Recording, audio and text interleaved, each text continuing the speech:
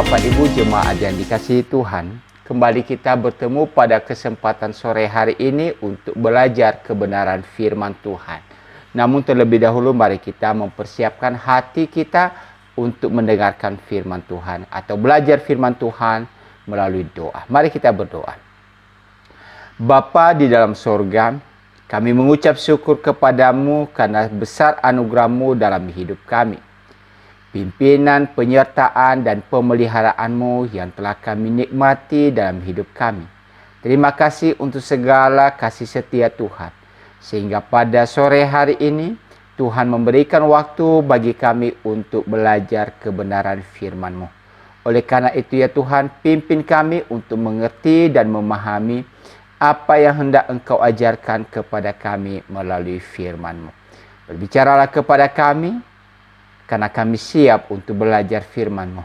Pakai hamba-Mu di dalam mengajarkan kebenaran firman-Mu seturut dengan kehendak-Mu. Terpujilah Engkau ya Bapa di dalam surga, di dalam Kristus Yesus Allah kami yang hidup, kami meletakkan jam pembelajaran firman Tuhan di kesempatan sore ini. Amin. Ya, mari Bapak Ibu dan Saudara kita akan membaca firman Tuhan yang menjadi dasar pembahasan kita di sore hari ini, 2 Petrus pasal yang ke-3 ayat pertama sampai dengan ayat yang ke-9. Demikian firman Tuhan. Saudara-saudara yang kekasih, ini sudah surat yang kedua yang kutulis kepadamu. Di dalam kedua surat itu aku berusaha menghidupkan pengertian yang murni oleh peringatan-peringatan, supaya kamu mengingat akan perkataan yang dahulu telah diucapkan oleh nabi-nabi kudus dan mengingat akan perintah Tuhan dan juru selamat yang telah disampaikan oleh rasul-rasul-Mu kepadamu. Yang terutama harus kamu ketahui ialah bahwa pada hari-hari zaman akhir akan tampil pengejek-pengejek dengan ejekan-ejekannya, yaitu orang-orang yang hidup menurut hawa nafsunya. Kata mereka, di manakah janji tentang kedatangannya itu? Sebab sejak bapa-bapa leluhur kita meninggal, segala sesuatu tetap seperti semula pada waktu dunia diciptakan. Mereka sengaja tidak mau tahu bahwa oleh firman Allah, langit telah ada sejak dahulu, dan juga bumi yang berasal dari air dan oleh air. Dan bahwa oleh air itu, bumi yang dahulu telah binasa dimusnahkan oleh air bah. Tetapi oleh firman itu juga langit dan bumi yang sekarang terpelihara dari api dan disimpan untuk hari penghakiman dan kebinasaan orang-orang fasik. Akan tetapi saudara-saudaraku yang kekasih, yang satu ini tidak boleh kamu lupakan, yaitu bahwa di hadapan Tuhan, satu hari sama seperti 1000 tahun, dan 1000 tahun sama seperti satu hari. Tuhan tidak lalai menepati janjinya, sekalipun ada orang yang menganggapnya sebagai kelalaian, tetapi ia sabar terhadap kamu, karena ia menghendaki supaya jangan ada yang binasa, melainkan supaya semua orang berbalik dan bertobat. Ya. Demikian yang menjadi pokok pembahasan kita pada sore hari ini di dalam 2 Petrus pasal 3 ayat 1 sampai dengan ayat ke-9. Kita mengambil atau mengangkat tema yaitu Tuhan tidak lalai. Ya. Bapak Ibu Saudara yang dikasihi Tuhan, sering di dalam waktu-waktu yang kita jalani, banyak peristiwa-peristiwa yang terjadi. Dan bukankah kita juga berharap agar dalam setiap situasi itu Tuhan turut campur untuk segera menyelesaikan persoalan-persoalan yang terjadi.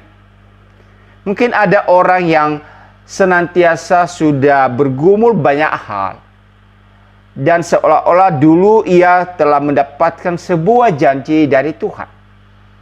Namun seiring dengan waktu, janji tersebut belum tergenapi. Sehingga dalam situasi-situasi yang sedemikian rupa, banyak orang mulai ragu akan Tuhan. Apakah Tuhan senantiasa masih mengingat apa yang telah Ia janjikan atau tidak? Tidak kita bisa pungkiri bahwa banyak orang akhirnya merasa kecewa di dalam hidup ini. Contoh di Alkitab ketika Allah berjanji kepada Abraham tentang keturunan. Namun seiring dengan waktu, di mana usia Abraham dan Sarah semakin menua, dan Sarah istri daripada Abraham ragu untuk hal demikian. Itulah sebabnya ia meminta atau menyuruh Abraham untuk menikahi Hagar, pembantu mereka, demi memenuhi atau menggenapi janji Tuhan itu. Di dalam keraguan itu, Sarah mendorong Abraham untuk melakukan hal yang sebenarnya Tuhan tidak restui. Dan itulah yang terjadi. Tapi apa yang Tuhan janjikan bukan keturunan dari Hagar, tetapi keturunan dari Sarah. Dan sesuai dengan waktunya Tuhan, sekalipun dalam usia yang sudah lanjut, di mana secara manusia tidak mungkin Sarah akan mengandung. Tetapi waktunya Tuhan, apa yang dijanjikan Tuhan terjadi, di mana pada usia 80 tahun Sarah akhirnya mengandung. Itulah yang kita bisa lihat, banyak peristiwa-peristiwa yang terjadi Bapak Ibu dan Saudara, di mana menurut waktu kita dan menurut waktu Tuhan sungguh sangat berbeda sekali. Itulah sebabnya di dalam firman Tuhan yang boleh kita pelajari sore hari ini nanti, di mana tema kita bahwa Tuhan tidak lalai. Artinya apa? Tuhan senantiasa menepati janji-janjinya. Maka disinilah kita perhatikan apa yang dinyatakan oleh Petrus kepada jemaat Tuhan. Memang pada hari-hari tersebut ada banyak peristiwa, khususnya di mana pembelajaran kita minggu lalu, di mana banyak orang yang akhirnya tersesat oleh karena banyaknya para penyesat-penyesat yang mencoba meragukan tentang janji Tuhan itu. Banyak orang percaya akhirnya terbawa arus kesesatan. Mereka tidak lagi memelihara kesetiaan. Atau dalam hidup mereka, akhirnya mereka mendomorduakan Tuhan atau menduakan Tuhan. Oleh karena apa? Janji-janji itu masih belum tergenapi. Khususnya para penyesat-penyesat yang diajarkan di dalam firman Tuhan yang telah kita pelajari beberapa waktu. Dan juga di dalam konteks yang kita baca pada sore ini. Bagaimana mereka berusaha menyesatkan orang bukan saja hanya di dalam pengajaran, tetapi di dalam tindakan. Maka saudara-saudara yang dikasihi Tuhan, disinilah firman Tuhan yang diajarkan oleh Petrus, di mana ia mengingatkan orang percaya untuk teguh dan tidak goyah dalam iman. Ya. Sekali lagi, bahwa Petrus menulis ini untuk menguatkan, untuk membimbing orang percaya agar apa? Mereka tetap teguh dan tidak goyah di dalam iman atau di dalam pengharapan mereka kepada Tuhan. Dan bagaimana hal itu bisa terjadi? Ya? Kalau kita membaca tadi di dalam ayat 1, saudara-saudara yang kekasih, ini surat sudah surat yang kedua yang kutulis kepadamu. Di dalam kedua surat itu, aku berusaha menghidupkan pengertian yang murni oleh peringatan-peringatan. Ya. Jadi untuk menguatkan umat Tuhan di dalam pengharapan mereka, maka firman Tuhan senantiasa diberikan untuk apa? Untuk menghidupkan pengertian-pengertian kita. Ya. Tadi saya katakan bahwa mungkin dengan waktu yang sudah berjalan begitu lama, akhirnya dalam pengharapan kita, dalam menanti jawaban daripada Tuhan, menanti pertolongan Tuhan yang tidak kunjung tiba. Kemudian iman kita mulai lemah, iman kita mulai goyah. Disinilah peran daripada firman Tuhan ini untuk memberikan penghidupan bagi kita. Agar apa? Agar kita tetap teguh. Jangan goyah. Bagaimanapun arus pengajaran dunia yang menyesatkan itu. Maka di dalam hal ini saudara-saudara yang dikasihi Tuhan, Rasul Petrus mencoba membimbing jemaat Tuhan agar mereka tetap teguh itu dengan cara ia mengingatkan tentang ajaran Injil yang senantiasa harus nyata di dalam iman dan perbuatan. Apa maksudnya di dalam bagian ini mengingatkan ajaran Injil di dalam iman dan perbuatan? Ayat 2. Supaya kamu mengingat akan perkataan yang dahulu telah diucapkan oleh nabi-nabi kudus. Ya. Jadi sekali lagi di dalam hal ini, apa yang disampaikan oleh Tuhan kepada umatnya, di mana apa yang telah ia sampaikan itu pasti akan digenapi sesuai dengan waktu yang Tuhan. Makanya diberikan di sini kepada kita Bapak Ibu dan Saudara penekanan penting di mana nabi-nabi yang menyampaikan pesan Tuhan itu adalah mereka nabi-nabi kudus. Ya. Maksudnya apa? Bahwa perkataan yang dahulu telah diucapkan oleh nabi-nabi kudus itu adalah mereka mendapatkan ilham dari Tuhan. Ya. Bukan sembarang atau bukan karena mimpi mereka atau bukan karena keisengan mereka atau mungkin karena mereka ingin mendapatkan pujian dan lain sebagainya lalu menyampaikan pesan-pesan Tuhan. Tidak demikian. Tapi mereka menyampaikan pesan Tuhan itu karena apa? Karena mereka mendapatkan ilham dari Tuhan. Mereka dicerahkan, diberikan pengertian, dan senantiasa dipimpin oleh Roh Kudus. Makanya penekanan di sini adalah nabi-nabi kudus. Karena pada zaman itu juga ada nabi-nabi palsu. Ada pengajar-pengajar palsu yang mencoba menubuatkan sesuatu hal yang menyenangkan bagi umat Tuhan. Minggu lalu sudah saya sampaikan. Nabi-nabi palsu itu mencoba menyenangkan umat Tuhan dengan pesan-pesan damai. Dan itu sangat menyenangkan bagi para pendengar.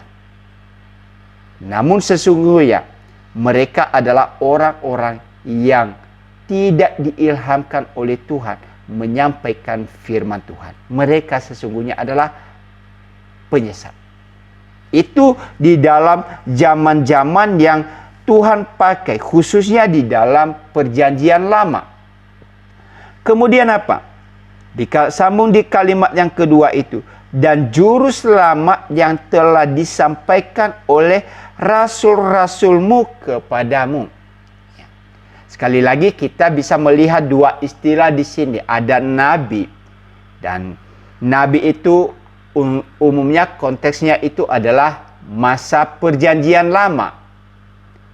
Kemudian ada yang disebut rasul. Rasul itu adalah murid-murid daripada Tuhan Yesus. Ya. Jadi perintah Tuhan Yesus yang telah disampaikan oleh rasul-rasul itu senantiasa apa? Diingatkan kepada jemaat Tuhan. Dan kita tahu Bapak, Ibu, dan Saudara, bahwa para rasul ini adalah orang-orang yang memang menyaksikan, melihat, mengalami Yesus di dalam kehidupan mereka sehari-hari. Ya. Mereka adalah saksi yang hidup. Sehingga apa yang mereka sampaikan, maka otomatis kita harus percaya.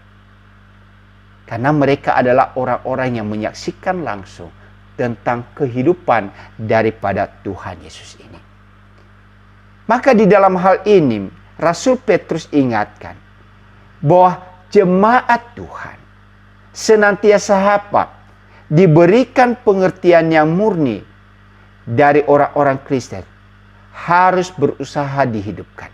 Ya. Pengertian yang murni dari orang-orang Kristen harus berusaha dihidupkan. Ya, sekali lagi ini untuk melawan daripada pengajaran-pengajaran yang menyesatkan. Untuk melawan penyesatan, maka harus diberikan ajaran yang benar. Dunia sekarang ini, Bapak, Ibu, dan Saudara, kalau kita tidak hati-hati, kita tidak waspada, maka mudah sekali menyesatkan banyak orang. Apalagi di tengah-tengah situasi di mana kita sedang terpuruk, di mana kita sedang kehilangan harapan. Maka ketika ada berita-berita yang seolah-olah itu akan menyenangkan bagi kita, tanpa kita sadari, kita terbawa arus penyesatan. Maka penting sekali bagi orang percaya untuk senantiasa memelihara ya, pengertian-pengertian mereka yang murni tentang firman Allah itu. Kemudian apa? Orang Kristen senantiasa giat dan semangat dalam mengerjakan kekudusan. Ya. Dan berapi-api serta tidak mengenal lelah dalam menghidupi iman mereka. Minggu lalu saya sampaikan kepada kita Bapak, Ibu, dan Saudara, bagaimana para penyesat-penyesat itu hidup di dalam ya, hawa nafsu mereka. Keinginan-keinginan mereka. Sesuatu hal yang memuaskan hasrat mereka. Namun pada akhirnya Tuhan akan menghukum mereka. Tapi di dalam komunitas itu juga ada orang-orang yang berusaha dengan sekuat tenaga. Sekalipun ada banyak tantangan yang mereka hadapi, tapi mereka berusaha senantiasa mengerjakan kekudusan hidup mereka. Contoh minggu lalu adalah Nuh. Selama 120 tahun, ia harus berjuang bersama dengan keluarganya. Di tengah-tengah masyarakat yang hidup pada zaman itu yang menyimpang daripada Tuhan. Ia harus berjuang. Dan itu bukan hal yang mudah bagi Nuh. Demikian juga Lot. Dalam peristiwa Sodom dan Gomora. Dan beberapa contoh-contoh yang lain yang diberikan kepada kita Bapak, Ibu, dan Saudara. Jadi sekalipun dunia ini melakukan hal yang cemar, dunia ini hidup di dalam kecemaran, dunia ini melakukan hal-hal yang menyenangkan hati mereka, yang keluar daripada kebenaran firman Tuhan, tetapi orang Kristen harus tetap memelihara kekudusan hidup mereka. Umat Tuhan, jemaat Tuhan, kita sebagai jemaat gereja Elios Malang, kita juga harus tetap menjaga dan mengerjakan kekudusan hidup itu. Sekalipun arus dunia ini begitu jahat. Sekalipun sekeliling kita itu begitu jahat dan menggoda kita, tidak kompromi dengan kita, tapi mari senantiasa memelihara kekudusan itu. Kemudian apa? Berapi-api serta tidak mengenal lelah dalam menghidupi iman percaya kita. Ya. Disinilah Petrus ingin senantiasa menggugah dan mendorong kita supaya mengingat dengan sungguh-sungguh dan berpegang teguh pada apa yang sudah diwahyukan Allah. Kita diberitahu bahwa akan datang pengejek-pengejek, orang-orang yang akan mencemooh perkara dosa dan keselamatan yang telah kita terima. Ya. Jadi di sini adalah sebuah peringatan yang diberikan menjelang kedatangan Kristus yang kedua kali nantinya. Di mana pada saat itu akan muncul para pengejek-pengejek firman Allah. Kenapa? Bukankah Alkitab menekankan tentang kedatangan Kristus yang kedua kali, yang segera, yang senantiasa sudah disampaikan oleh para rasul? Namun kenyataannya, sampai hari ini, Kristus masih belum datang. Sehingga di dalam hal ini Bapak Ibu dan Saudara, inilah kesempatan daripada para penyesat, para pengejek-pengejek itu, yang mencoba meragukan kebenaran firman Tuhan ini. Karena apa? Bahwa Yesus sudah menyampaikan ia segera datang. Segera, artinya dalam waktu yang dekat, bukan waktu yang lama. Tapi tunggu sampai waktu sekarang. Ya. Kalau dihitung zamannya Tuhan Yesus, 2000 tahun yang lalu sudah dinubuat, tapi sampai hari ini belum tergenapi. Nah, inilah kesempatan yang mereka gunakan Bapak Ibu. Bahwa seolah-olah itu adalah sesuatu yang sia-sia, yang tidak benar. Dan untuk apa kita berpegang teguh pada sesuatu yang tidak benar itu? Maka di dalam hal ini Bapak Ibu dan Saudara, mereka mengikuti keinginan-keinginan hati mereka dengan apa? Hidup di dalam dosa. Hidup menurut hawa nafsunya. Mereka melakukan segala sesuatu apa yang merupakan keinginan-keinginan mereka semata. Jadi disinilah tampilnya para penyesat-penyesat itu Bapak Ibu dan Saudara. Di satu sisi mereka juga akan senantiasa meragukan tentang cara Allah di dalam menyelamatkan orang berdosa. Contohnya yang kita lihat Bapak Ibu dan Saudara. Mereka meragukan tentang keselamatan yang kita terima hanya karena dengan iman percaya kepada Kristus. Bagaimana mungkin kita diselamatkan hanya dengan percaya, tanpa ada usaha sekalipun, tanpa ada upaya sekalipun? Hal-hal ini bagi mereka sesuatu hal yang tidak masuk di akal. Tidak bisa diterima secara logika manusia. Yang penting percaya, kamu selamat. Tapi itulah yang dinyatakan oleh firman Tuhan kepada kita Bapak Ibu dan Saudara. Bahwa keselamatan itu adalah karena iman. Bahwa Yesus mati di atas kayu salib itu adalah untuk menebus dosa kita. Dan itulah yang telah dinubuatkan di dalam firman Tuhan. Itulah yang telah disampaikan oleh para nabi perjanjian lama.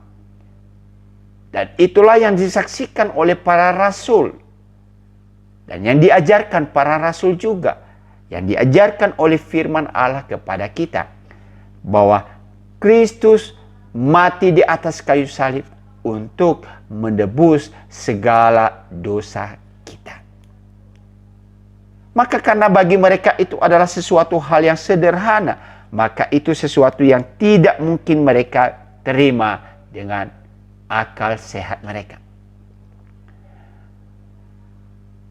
Apalagi kalau kita melihat tentang bagaimana sifat rohani dan kesederhanaan ibadah perjanjian baru bertentangan langsung dengan pikiran duniawi manusia yang fana.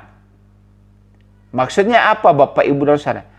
Tadi saya katakan contoh bahwa ketika kita mau menerima keselamatan, cukup dengan kita percaya kepada Tuhan.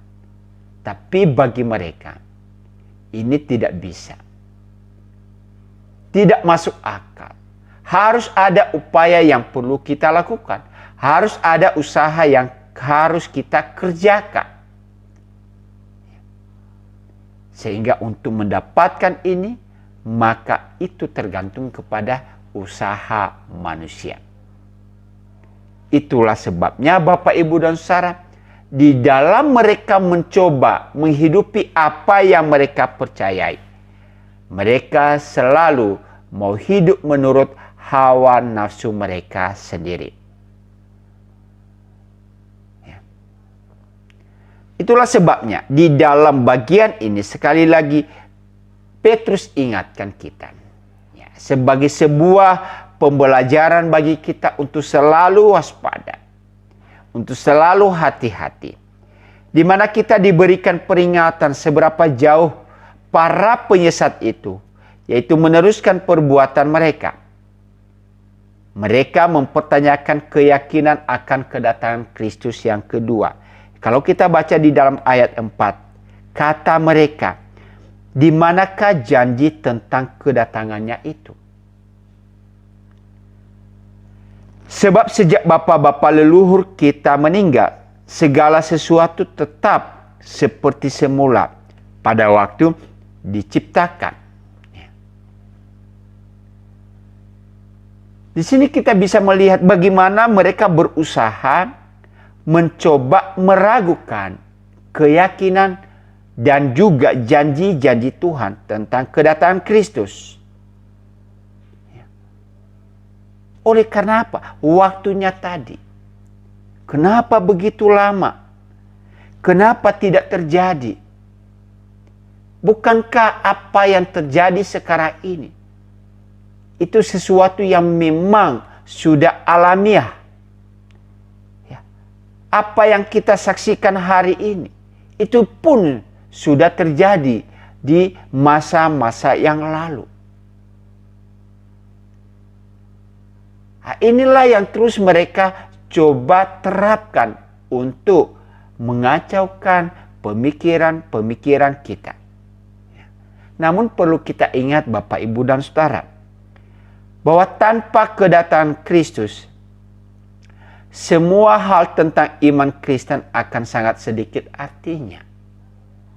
Maksudnya, kalau tidak ada kedatangan Kristus yang kedua kali, maka apa yang kita harapkan tentang surga, hidup bersama Tuhan untuk selamanya, penghakiman terhadap orang yang jahat dan orang yang baik, di mana Tuhan akan memisahkan mana domba, mana kambingnya,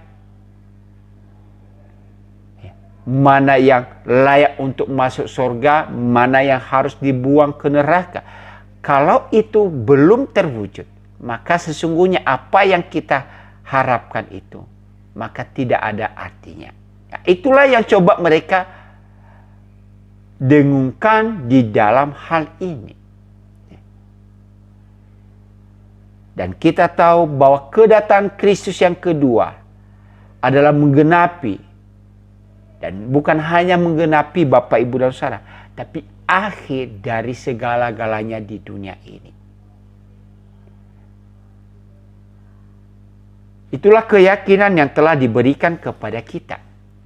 Namun para penyesat-penyesat ini, mereka berusaha supaya dasar-dasar iman Kristen dijungkir balikan.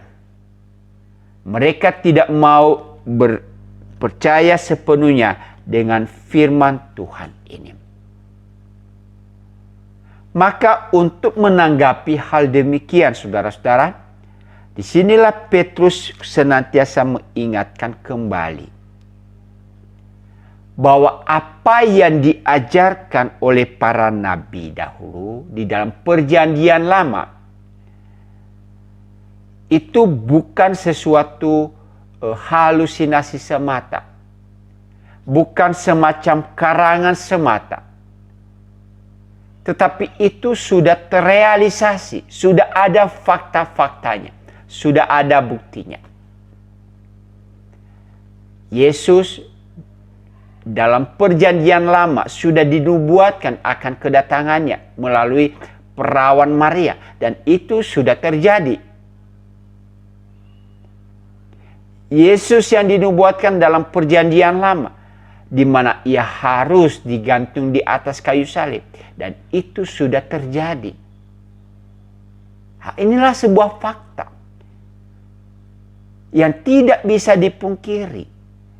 Inilah sesuatu yang benar-benar terjadi, di mana disaksikan oleh banyak orang. Demikian juga nantinya peristiwa kedatangan Kristus yang kedua ini, di mana rasul-rasul yang sudah merasakan, sudah melihat, sudah menyaksikan dan mengalami sendiri apa yang telah disampaikan dalam masa-masa yang lalu atau perjanjian lama telah tergenapi. Mereka begitu yakin untuk hal yang telah disampaikan ini, dan itu pasti terjadi. Jadi inilah kesempatan-kesempatan yang dipakai oleh para penyesat-penyesat, Bapak Ibu. Ya, karena iman kita yang sangat utama merujuk pada apa yang masih belum terjadi dan hanya bersandar pada janji, maka dalam hal inilah mereka akan tetap menyerang kita bahkan sampai akhir zaman. Ya, artinya apa? Sampai kapanpun penyesat-penyesat itu akan datang. Orang-orang yang meragukan dan menyerang iman kekristenan itu terus ada sepanjang zaman sampai masa kedatangan Kristus yang kedua kali. Bahwa sebelum Tuhan sendiri datang, para penyesat tidak akan percaya bahwa ia akan datang.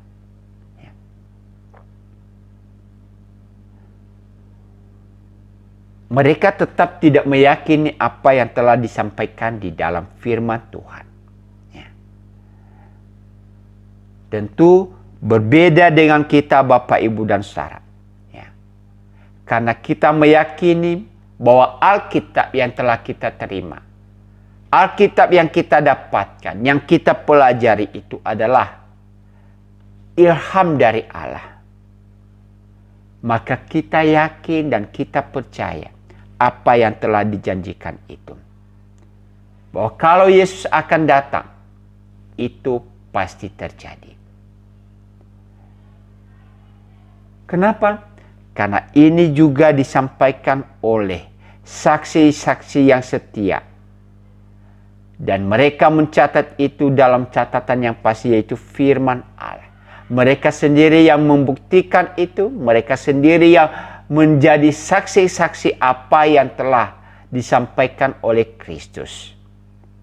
Maka itulah sebabnya di dalam menyingkapi tentang apa yang disampaikan para penyesat di sini, Petrus memberikan peringatan tentang cara penalaran mereka atau pola berpikir mereka. Tadi sudah saya singgung, Bapak, Ibu, dan saudara, di mana di dalam ayat 4b, sebab sejak bapa-bapa leluhur kita meninggal, segala sesuatu tetap seperti semula pada waktu dunia diciptakan. Jadi bagi mereka apapun yang terjadi sekarang ini, itu adalah hukum alam semata. Bencana banjir ada, dan itu sudah terjadi. Kelaparan ada, dan itu sudah juga terjadi Penyakit itu juga sudah terjadi dari dahulu sampai sekarang. Peperangan itu juga sudah ada. Di Alkitab sudah mencatat itu. Dan kalau hal ini terjadi pada masa sekarang ini terjadi peperangan, itu bukan hal yang baru. Itulah cara pola berpikir mereka.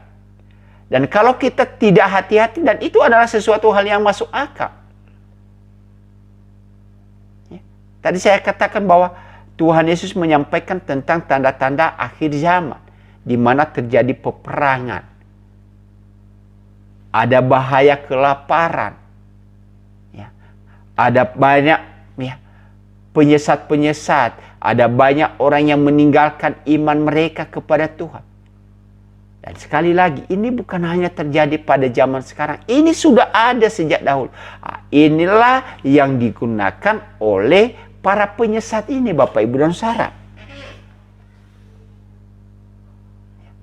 Bahwa seolah-olah kebenaran yang mereka yakini, dan itu sudah terjadi, dan itu akan terus terjadi.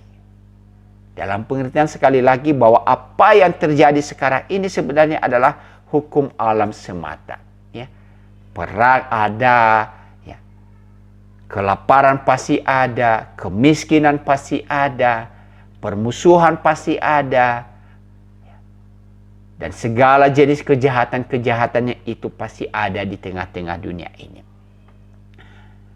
Maka ketika mereka mencoba memberikan pemahaman-pemahaman itu, Bapak, Ibu, dan Saudara, maka tanpa kita sadari, mereka menanamkan keraguan dalam hidup orang percaya. Bahwa segala sesuatu tetap seperti semula, tanpa perubahan apapun sejak dunia diciptakan. Ya. Jadi ketika mereka mencoba mengajarkan seperti itu, kalau kita tidak hati-hati, maka kita akan berpikir, iya, apa yang mereka sampaikan itu adalah sesuatu yang memang benar adanya. Namun sekali lagi saya katakan, sebenarnya mereka sedang menyusupkan pemahaman-pemahaman yang keliru. Sehingga akhirnya orang percaya terbawa di dalam arus meragukan kebenaran-kebenaran yang disampaikan oleh firman Tuhan ini. Karena sesuatu itu sudah terjadi begitu alami. Maka karena dunia tidak mengalami perubahan dalam kurun waktu beribu-ribu tahun, mengapa kita harus menakuti diri kita seolah-olah dunia ini akan berakhir? Ya. Untuk apa memikirkan namanya akhir zaman? Untuk apa memikirkan kedatangan Kristus yang kedua kali? Toh juga dunia ini ya seperti ini terus terjadi. Matahari terbit dan sore nanti terbenam. Ada hujan, ada kemarau. Dan itu terus terjadi. Dan bagi mereka, untuk apa kita harus memikirkan sesuatu hal yang membuat kita tidak bisa menikmati hidup ini dengan baik? Kita membawa diri kita di dalam hal-hal yang menakutkan bagi diri kita sendiri. Ya. Itulah yang mereka lakukan, Bapak, Ibu, dan Saudara. Ya. Sebuah cara penalaran yang cerdik, tapi tidak benar. Ya. Dan kalau tidak hati-hati, hal ini menjadi sesuatu makanan yang empuk bagi mereka untuk menyesatkan mereka yang lemah, baik dalam pemikiran dan juga memiliki hati yang jahat. Apalagi kalau mereka benar-benar tidak memiliki pemahaman dasar firman Allah yang baik. Dan saya harapkan Bapak, Ibu, dan Saudara sebagai jemaat gereja Elios Malang atau siapapun kita, mari kita memiliki pemahaman, keyakinan, iman, percaya kita yang teguh di dalam Yesus. Sehingga ketika ada yang mencoba memutarbalikkan fakta, kita tidak mudah terpengaruh. Di mana di dalam ayat 5 dikatakan di sini Bapak Ibu dan Saudara, mereka sengaja tidak mau tahu bahwa oleh firman Allah langit telah ada sejak dahulu, dan juga bumi yang berasal dari air dan oleh air. Ya, jadi di sini katakan dengan sengaja. Jadi sebenarnya mereka punya pemahaman, iya. Punya pengetahuan, iya. Punya pengertian, iya. Tapi dikatakan mereka dengan sengaja. Berarti ada unsur ya kesengajaan yang mereka lakukan untuk memutarbalikkan kebenaran itu. Dan mereka tidak mau tahu tentang hal ini. Ya. Jadi disinilah upaya-upaya mereka Bapak Ibu dan Saudara. Namun di dalam menghadapi situasi itu, ya, Rasul Petrus ingatkan kembali bahwa apapun yang terjadi di dunia ini, maka semuanya itu adalah karena Tuhan. Itu terjadi karena firman-Nya. Ya. Bahwa kalau ada penciptaan dunia ini, itu terjadi karena firman Allah. Ya. Coba kita baca lagi ayat 5 Bapak Ibu dan ayat 6. Mereka sengaja tidak mau tahu bahwa oleh firman Allah langit telah ada sejak dahulu, dan juga bumi yang berasal dari Allah, dari air dan oleh air. Dan bahwa oleh air itu bumi yang dahulu telah binasa dimusnahkan oleh air bah. Ayat 7. Tetapi oleh firman itu juga langit dan bumi yang sekarang terpelihara dari api dan disimpan untuk hari penghakiman dan kebinasaan orang-orang fasik. Ya. Jadi di sini sekali lagi Petrus ingin menjelaskan kepada kita Bapak Ibu dan Saudara bahwa apapun yang terjadi itu sebenarnya adalah di dalam kendali daripada Tuhan. Semua di dalam kuasa daripada Tuhan. Ketika bumi ini diciptakan, itu adalah firman Allah. Kuasa Allah. Pekerjaan daripada Allah. Tapi juga diingatkan, ketika terjadi yang namanya ya, pembinasaan melalui air bah, melalui api, itu juga terjadi karena firman Allah. Ya. Jadi apa yang terjadi, apa yang ada, walaupun itu seolah-olah sesuatu yang sudah rutin dalam hidup ini, tapi semuanya terjadi karena kuasa daripada Tuhan. Ya. Semua bergantung pada kuasa daripada Tuhan.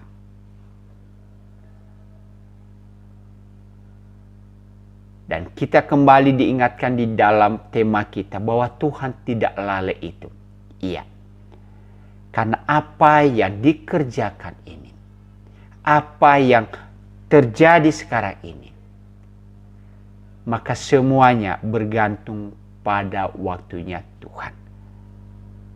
Ya, mungkin ada orang Bapak Ibu dan Saudara berpikir, kenapa para penyesat-penyesat itu tidak langsung dibinasakan? Sehingga apa? Pembinasaan atau penyesatan tidak terjadi. Kenapa orang-orang yang jahat harus dibiarkan hidup? Kenapa orang-orang yang melakukan tindakan-tindakan yang benar, yang memusuhi umat Tuhan, yang menghukum umat Tuhan, yang membunuh umat Tuhan, dibiarkan begitu saja? Kenapa mereka tidak langsung dihakimi? Kenapa mereka tidak langsung dihukum? Kalau toh juga mereka segera dihukum, maka ya, orang-orang percaya menjadi aman dalam hidup ini.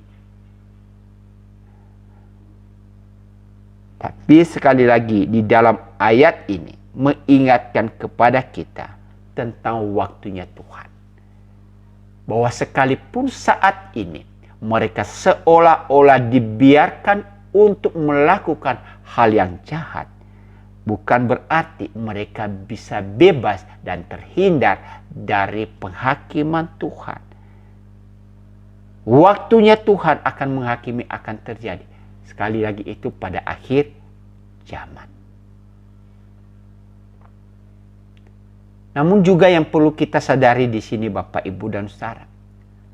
Apa yang telah Tuhan ciptakan, apa yang telah Tuhan berikan, itu juga bisa dipakai oleh Tuhan untuk melaksanakan penghukuman bagi manusia. Contoh, air yang adalah sesuatu hal yang sangat dibutuhkan oleh manusia. Tetapi Tuhan bisa menggunakan itu untuk menghancurkan dunia ini. Peristiwa Nuh melalui air bah. Api yang juga sangat bermanfaat di dalam kehidupan kita. Maka itu juga bisa digunakan untuk menghancurkan ciptaan Tuhan. Jadi apapun yang telah Tuhan ciptakan, itu bisa digunakan oleh Tuhan. Baik untuk maksud yang benar, tapi juga untuk maksud penghakiman bagi manusia. Ya. Dengan demikian Bapak, Ibu, dan Saudara, ya, di dalam bagian ini Rasul Petrus mengajar setiap orang percaya untuk memantapkan iman percaya mereka kepada Tuhan. Yang pertama, bahwa kedatangan Kristus yang kedua itu adalah sesuatu yang pasti terjadi. Ya. Mereka adalah saksi-saksi yang melihat penggenapan janji Tuhan yang telah dinubuatkan dalam perjanjian lama. Mereka melihat, mereka menyaksikan. Dan sekarang mereka menerima pesan itu. Bahwa Tuhan Yesus akan datang kedua kali. Nah, sekarang pesan itu mereka sampaikan kepada kita. Dan karena mereka yang menyaksikan penggenapan janji Allah, maka apa yang telah mereka sampaikan itu juga sesuatu yang pasti akan terjadi. Sekali lagi, bahwa kedatangan Kristus yang kedua kali yang disampaikan oleh para rasul itu sesuatu yang pasti terjadi. Kebenaran itu pasti terjadi. Yang kedua, Bapak, Ibu, dan Saudara, kalau kita perhatikan tadi di dalam ayat yang ke-8 ya. Akan tetapi saudara-saudaraku yang kekasih, yang satu ini tidak boleh kamu lupakan, yaitu bahwa di hadapan Tuhan satu hari sama seperti 1000 tahun, dan 1000 tahun sama seperti satu hari. Ya.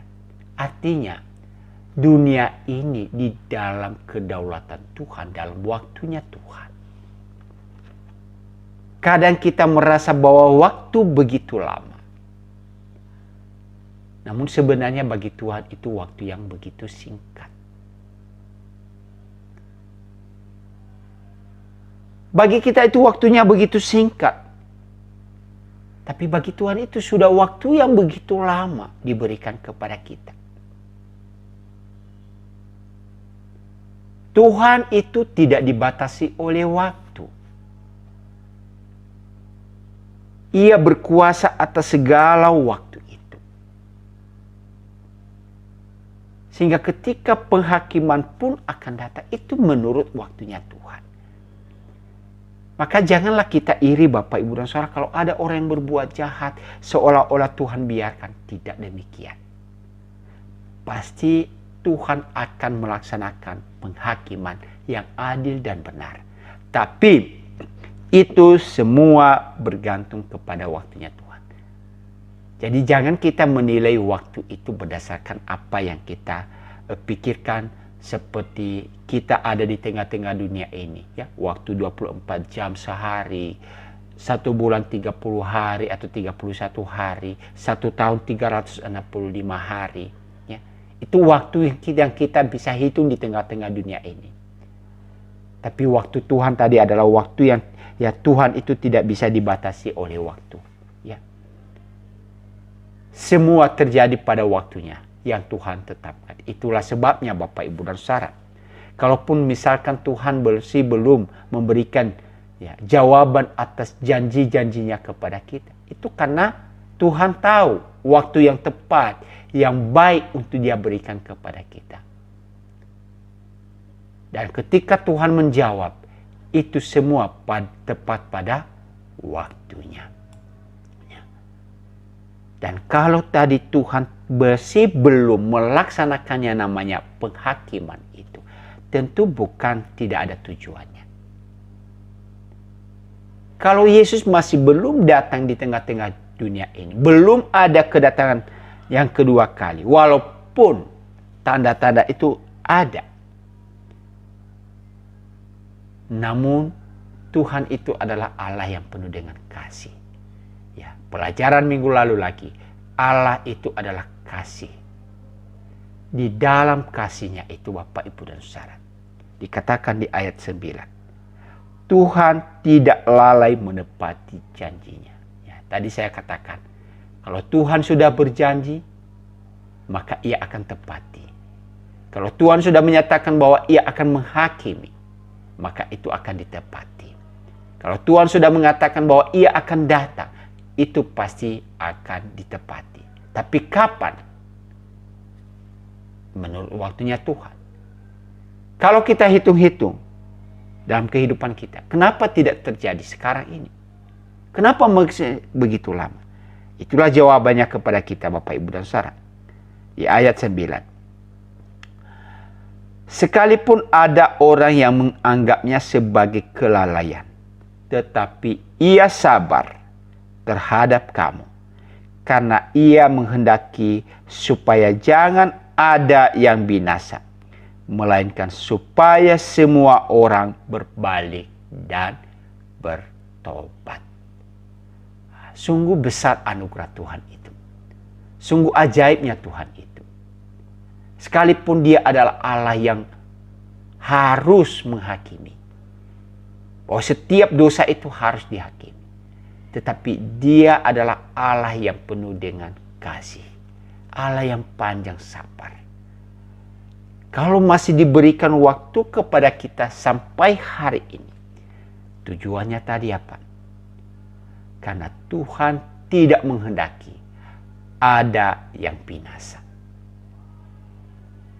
Tuhan begitu tahu bagaimana resiko, bagaimana keadaan, bagaimana situasi yang terjadi bagi mereka yang menuju kepada kebinasaan. Tuhan begitu tahu itu, karena Ia yang menciptakan. Itulah sebabnya Dia berkata, Tuhan tidak ingin mereka binasa.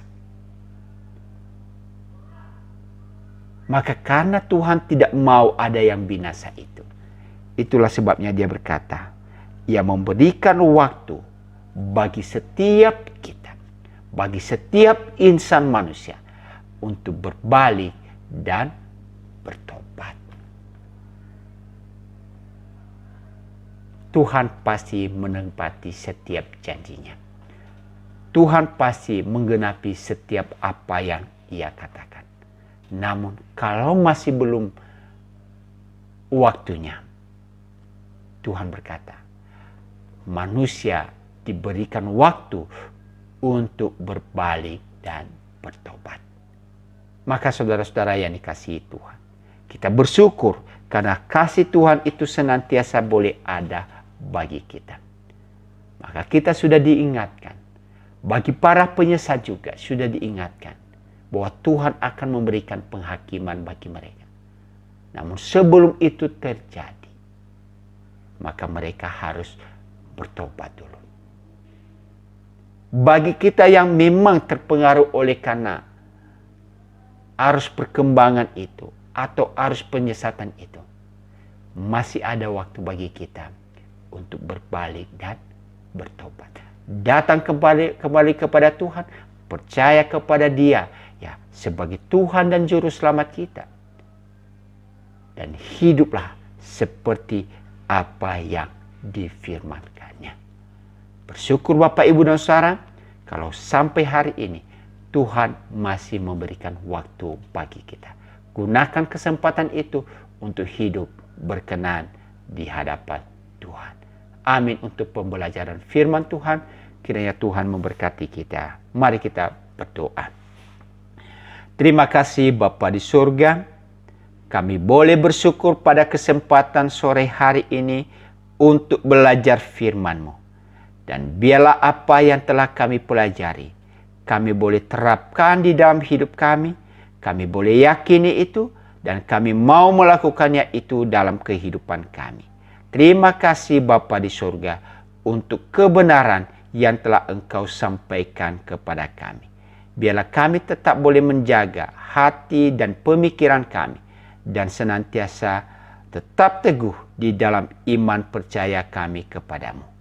Terima kasih Tuhan, topang kami daripada para penyesat-penyesat sehingga kami tidak begitu mudah untuk disesatkan. Dan bagi para penyesat ini ya Tuhan, biarlah mereka juga bertobat dari perilaku-perilaku yang mereka lakukan. Terima kasih Bapa. Terpujilah Engkau Tuhan, di dalam Kristus Yesus kami berdoa. Amin. Terima kasih Bapak Ibu Jemaat yang dikasihi Tuhan. Kiranya apa yang telah kita pelajari pada sore ini boleh menjadi pembelajaran berharga bagi kita. Amin untuk firman Tuhan.